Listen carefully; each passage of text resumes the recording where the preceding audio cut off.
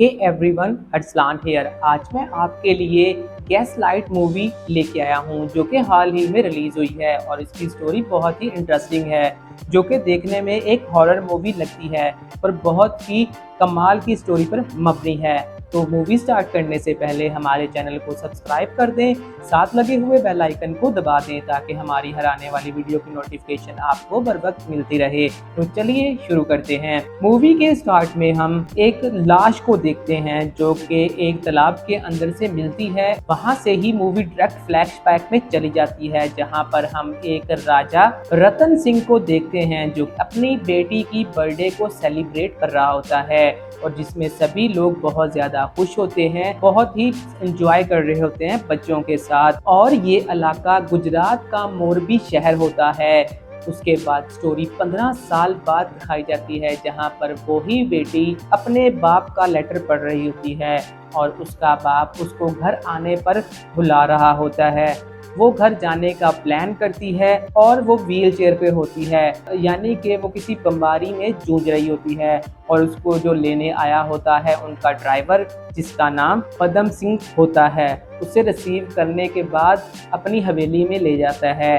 जब वो हवेली में पहुंचती है तो उसको अपना बाप रतन सिंह नहीं मिलता, वो अपनी सुतेली माँ को मिलती है जिसका नाम रुक्मणी होता है। रुक्मणी को मिलने के बाद वो उनसे पूछती है कि पापा किधर हैं। वो अपने पापा को प्यार से दाता बोलती है। जब वो उनसे पूछती है तो वो कहती है कि वो शहर में किसी काम से गए हैं। ये बात सुनकर वो बहुत हैरान होती है कि मेरे बाप ने मुझे घर पर बुलाकर और खुद वो शहर चले गए हैं और मुझे इन्फॉर्म भी नहीं किया। ये बात उसको हजम नहीं होती। वो अपनी माँ से कहती है कि मुझे ऐसा लगता है कि आपने मेरे बाप को कहीं मार दिया है क्योंकि आप मेरी सुतेली माँ है और उनकी दौलत को हथियाना चाहती हैं। जिस पर वो बहुत ज्यादा हैरान होती है और कहती है कि मेरा ऐसा कोई इरादा नहीं है, लिहाजा तुम इन फजूल बातों को अपने जहन से निकाल दो। जैसे ही रात होती है वो लड़की निशा, जो कि अब जवान हो चुकी थी, अपने बाप को देखती है और जैसे ही वो साया उसके पास आता है तो वो दाता दाता करके पुकारती है और उसको छूने की कोशिश करती है पर वहाँ पर कोई भी नहीं होता। वो सभी घर वालों को बुलाती है और उन्हें कहती है कि मैंने दाता को यहाँ पर देखा है पर ऐसा कुछ भी नहीं होता, वहाँ पे तो कोई भी इंसान नहीं होता। और वो सभी बहुत ज्यादा परेशान हो जाते हैं। इसी चीज का सदमा लेते हुए निशा बेहोश हो जाती है। जब उसकी आंख खुलती है तो वो अपने पास एक डॉक्टर को पाती है जिसका नाम डॉक्टर शिकावत होता है, जो कि उसका इलाज कर रहा होता है। ये वैसे भी इनका फैमिली डॉक्टर होता है।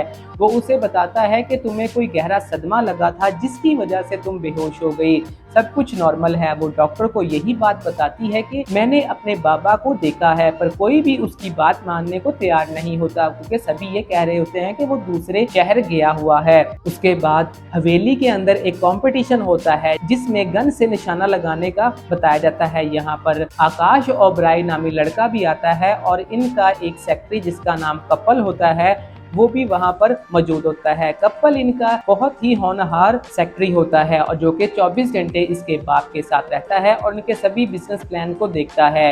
और उसके बारे में उनकी एक नौकर निशा को बताती है कि अगर आपने अपने बाबा का पूछना है तो उससे पूछिए। फिर हम सीन देखते हैं कि वो गन से निशाना लगाना शुरू करते हैं। आकाश ओबराय का निशाना नहीं लगता जबकि कपल का निशाना लग जाता है। वो कपल से बहुत खार खाता है और उसकी गन के अंदर एक पत्थर डाल देता है। जैसे ही कपल फायर करता है तो बैक फायर हो जाता है जिससे उसकी गन डैमेज हो जाती है और उसको भी थोड़ी सी चोट लग जाती है। जब वो अपनी मरहम पट्टी कर रहा होता है तो निशा उसके पास जाकर अपने डैड के बारे में पूछती है तो वो भी वही बात बताता है कि आपके जो डैड हैं वो शहर में कोई काम से गए हैं, जिस पर निशा को और ज्यादा शक हो जाता है कि सभी एक ही बयान दे रहे हैं और मेरे डैड का मेरे से कोई राब्ता नहीं हो पा रहा। उसकी परेशानी और तजस्सुस और ज्यादा बढ़ जाता है। अगली रात उसको किसी के पियानो बजाने की आवाज आती है। वो हड़बड़ाहट में उस पियानो के पास जाती है तो उसको पियानो के पास कोई भी नजर नहीं आता। उसके बटन खुद ब खुद ही वर्क कर रहे होते हैं। उसी दौरान एक प्रोजेक्टर चलता है और एक स्क्रीन पर मूवी चल जाती है जिसके अंदर वो अपने बाप को देखती है जो कि अपनी बेटी के साथ बर्थडे सेलिब्रेट कर रहा होता है। उसी दौरान उस पर्दे में से एक हाथ फाड़कर बाहर आता है, जिसको देखकर निशा चीखना चिल्लाना शुरू कर देती है और सभी घर वाले फिर से इकट्ठा हो जाते हैं। निशा को सब कुछ अब नॉर्मल लगता है तो वो पुलिस इंस्पेक्टर एसपी अशोक को बुला लेती है और उन्हें सभी माजरा बताती है। अशोक उसकी बात को सुनता है और कहता है कि मैं इस बात पर इन्वेस्टिगेट करूंगा, क्योंकि मुझे नहीं लगता कि तुम्हारे बाप का मर्डर हो गया है, वो तो शहर गए हैं। अभी कहानी यहाँ पर खत्म नहीं हुई थी, आगे तो कुछ और ही निकलने वाला था। निशा पूट पाजा के लिए मंदिर जाती है, जहाँ पर एक रबाड़ी औरत मिलती है और उसका बाजू पकड़ लेती है और उसे कहती है कि तुम्हारे बाप का कत्ल हुआ है। ये बात सुनकर तो वो और ज्यादा शॉकिंग हो जाती है। जब वो घर आती है तो वो कपल को कहती है कि प्लीज तुम मेरी मदद करो और उस रबाड़ी औरत को मेरे पास लेके आओ, ताकि मैं उससे पूछूं कि मेरे बाप का कत्ल किसने किया है। तो वो पहले इनकार करता है, फिर वो कहता है कि ये हमारी हवेली के खिलाफ है, मैं ले तो आऊंगा पर तो आपकी जो सुतेली माँ रुक्मणी है उसको ये बात पसंद नहीं आएगी। वो फिर भी औरत को ले आता है और उससे बातचीत शुरू हो जाती है। उस रुक्मणी औरत के अंदर उसके बाप की रूह आ जाती है और ये उससे पूछगिछ कर रही होती है। उसी दौरान रुक्मणी भी आ जाती है और वो लड़ना शुरू कर देती है और वो कपल को बहुत बुरा डांटती है, जिस पर निशा कहती है इसे मैंने ही कहा था कि रबाड़ी औरत को लेके आओ, मैंने उससे कोई बात करनी थी। और साथ ही वो ये भी कहती है कि आपने मेरे बाप का कत्ल किया है, अभी ये फैसला नहीं हुआ था कि इसके बाप का कत्ल किसने किया है। जैसे ही अगली रात आती है हम फिर से निशा को देखते हैं। निशा अपने बाप को फिर से देखती है और वो देखती है कि उसका बाप एक उनके गैराज में जाकर गाड़ी में बैठ जाता है। ये गाड़ी में जाती है, वहां पर उसे पता चलता है कि उसकी बाप की लाश उस गाड़ी में है। वो सभी को फिर से बुलाती है और कहती है गाड़ी के अंदर लाश है। जैसे ही सभी आते हैं तो गाड़ी के अंदर कुछ भी नहीं होता।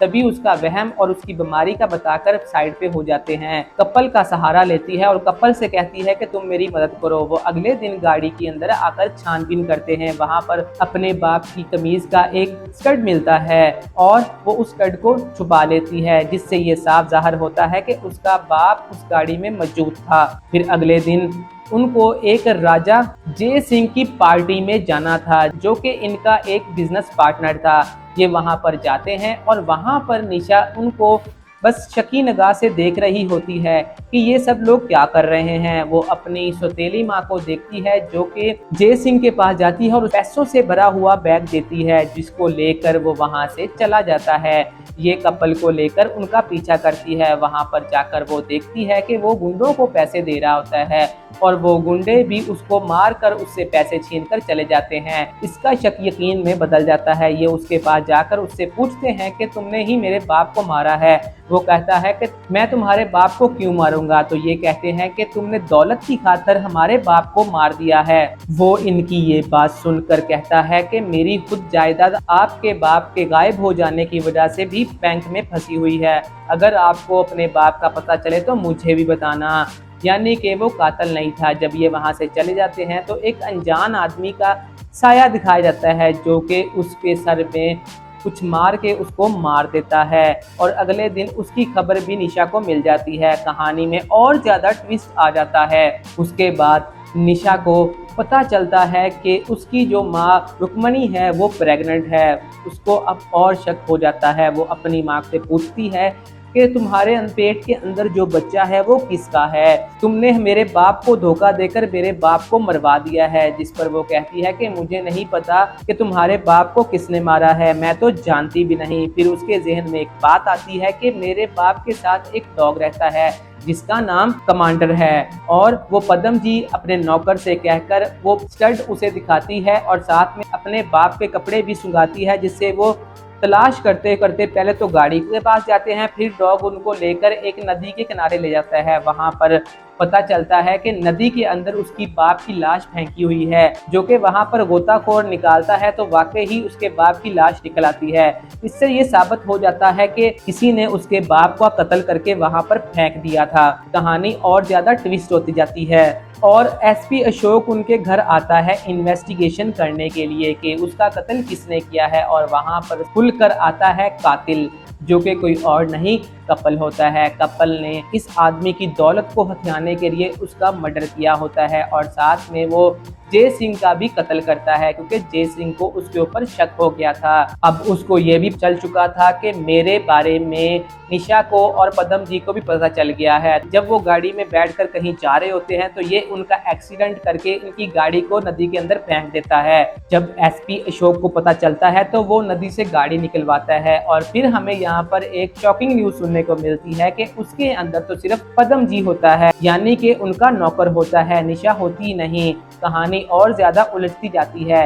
ये दोनों भी परेशान हो जाते हैं, कपल और रुक्मणी, क्योंकि रुक्मणी का अफेयर चल रहा होता है कपल के साथ और उसके पेट में जो बच्चा होता है वो कपल का ही होता है और इसीलिए वो हर बात को छुपा रही होती है और इन दोनों ने मिलकर ही इस जायदाद पर हक जमाना था। खैर एसपी वहां से चला जाता है। ये दोनों परेशान हो जाते हैं कि निशा की लाश कहाँ गई, वो क्यों नहीं मिली। अगले दिन ही एक डॉक्टर आता है जो कि उसका पर्सनल डॉक्टर होता है निशा का, जो कि उसका इलाज कर रहा होता है। तो वहां पर रुक्मणी उसे कहती है कि निशा की डेथ हो चुकी है और उसकी लाश भी नहीं मिल रही। ये सुनकर तो वो डॉक्टर खुद हैरान हो जाता है। वो तो कहता है निशा की तो कई साल पहले डेथ हो चुकी है, आप कैसे कह सकती हैं कि निशा की डेथ अब हुई है। तो वो कहती है निशा तो हमारे साथ कई दिनों से आकर रह रही है। वो हैरान हो जाते हैं। असल में वहां पर पता चलता है कि निशा एक्चुअल में मर चुकी थी। निशा की बर्थडे पर 15 साल पहले जो हम देखते हैं उसके साथ एक और लड़की भी होती है जो कि उसकी बहन नहीं होती, पर उसका बाप उसको भी अपनी बेटियों की तरह रखता है और उसको मेडिकल में पढ़ाकर डॉक्टर बना देता है। वो निशा के साथ शहर में रहती है और उसका ट्रीटमेंट भी कर रही होती है। वहाँ पर निशा जब स्टेबल नहीं होती तो वो जब अपने बाप के बारे में सुनती है कि उसकी डेथ हो गई है तो वो भी खुदकुशी कर लेती है और जो निशा इनके पास आती है वो अपने बाप के कत्ल को रिवील करने के लिए आती है और ये सारी बात खुल जाती है उनकी जो दूसरी बेटी होती है जो कि डॉक्टर होती है जिसका नाम फातिमा होता है। और ये बात जब कपल को पता चलती है, क्योंकि रुक्मणी कपल को बता देती है, तो कपल फातिमा को मारने के लिए भी शहर जाता है। वहां पर रुक्मणी को समझ आती है कि अब और कत्ल नहीं चाहिए, तो वो कपल को रोकने के लिए भी वहां पर जाती है। वहां पर खूब हाथापाई होती है। फातिमा लड़की को मारने लगता है तो बीच में रुक्मणी आ जाती है और बाई चांस रुक्मणी के पेट में गोली लग जाती है और वो मौके पर ही मर जाती है। पर कपल वहां पर क्यों रुकने वाला था जब वो फातिमा के पास जाता है और साथ में उसको स्टोरी पसंद आता है कि बचपन में जब मैंने राजा जी का कोट पहना था तो उन्होंने मुझे बातें सुनाई थी कि एक गरीब इंसान कैसे ये कोट पहन सकता है, तुम तो एक नाली के कीड़े हो। पर उसी दिन मैंने सोच लिया था कि मैं एक दिन तुम्हारी हवेली भी हथिया लूंगा और सारी जायदाद भी, और इसी तरह मैंने मौका ढूंढते हुए राजा जी को मार दिया। जब वो गोली चलाने ही वाला होता है तो उसी दौरान फातिमा वहां पर पड़ी हुई गन उठा लेती है, वो चलाने लगती है पर उसका वार रायगा जाता है और ये बंदूक उससे छीन लेता है और उल्टा फायर करता है। हमें पता चलता है कि फातिमा ने गन के अंदर उसी स्टड को डाल दिया था जो कि उसके बाप का था। जैसे ही बैक फायर होता है तो फायर उल्टा निकलकर कपल को लग जाता है और कपल मर जाता है और इस तरह एक कातल का खात्मा हो जाता है। इससे आगे कोई भी कत्ल नहीं होता। वो जो फातिमा है वो एनजीओ को उनकी सारी प्रॉपर्टी दे देती है और जब वो कब्र पर आती है तो वहां पर देखती है कि निशा की रूह भी अपने पेरेंट्स की कब्र पर आई होती है और इसी तरह ये खूबसूरत मूवी खत्म हो जाती है।